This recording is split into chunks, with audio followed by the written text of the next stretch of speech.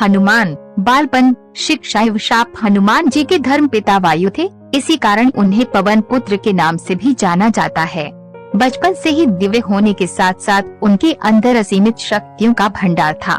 बालपन में एक बार सूर्य को पका हुआ फल समझकर उसे खाने के लिए उड़कर जाने लगे। उसी समय इंद्र ने उन्हें रोकने के प्रयास में वज्र से प्रहार कर दिया। वज्र के प्रहार के कारण बालक हनुमान की ठुड्डी टूट गई और वे मूर्छित होकर धरती पर गिर गए। इस घटना से कुपित होकर पवन देव ने संसार भर में वायु के प्रभाव को रोक दिया, जिसके कारण सभी प्राणियों में हाहाकार मच गया। वायुदेव को शांत करने के लिए अंततः इंद्र ने अपने द्वारा किए गए वज्र के प्रभाव को वापस ले लिया। साथ ही साथ धन देवताओं ने बालक हनुमान को कई वरदान भी दिए। यद्यपि वज्र के प्रभाव ने हनुमान की ठुड्डी पे कभी न मिटने वाला चिन्ह छोड़ दिया। तदुपरांत जब हनुमान को सूर्य के महाज्ञानी होने का पता चला तो उन्होंने अपने शरीर को बड़ा करके सूर्य की कक्षा में रख दिया और सूर्य से विनती की कि वो उन्हें अपना शिष्य स्वीकार करें। मगर सूर्य ने उनका अनुरोध ये कहकर अस्वीकार कर दिया है कि चूंकि वो अपने कर्म स्वरूप सदैव अपने रथ पे भ्रमण करते रहते हैं, अतः हनुमान प्रभावपूर्ण तरीके से शिक्षा ग्रहण नहीं कर पाएंगे।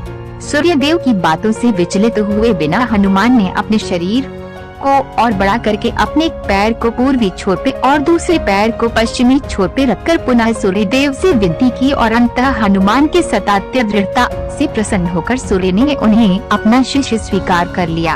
तदुपरांत हनुमान ने सूर्य देव के साथ निरंतर भ्रमण करके अपनी शिक्षा ग्रहण की।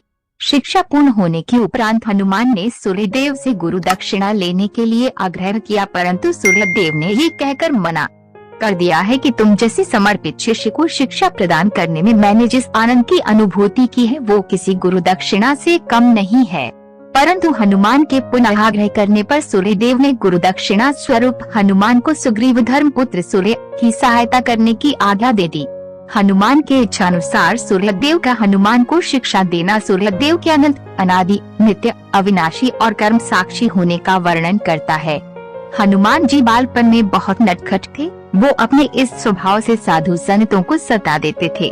बहुधा वो उनकी पूजा सामग्री और आदि कई वस्तुओं को छीन झपट लेते थे।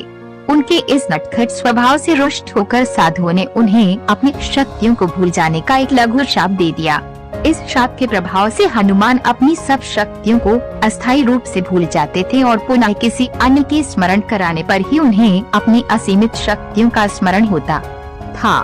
ऐसा माना जाता है कि अगर हनुमान शाप रहित होते तो रामायण में राम रावण युद्ध का स्वरूप कभी न्यारा ही होता। कदाचित वो स्वयं ही रावण सहित संपूर्ण लंका को समाप्त कर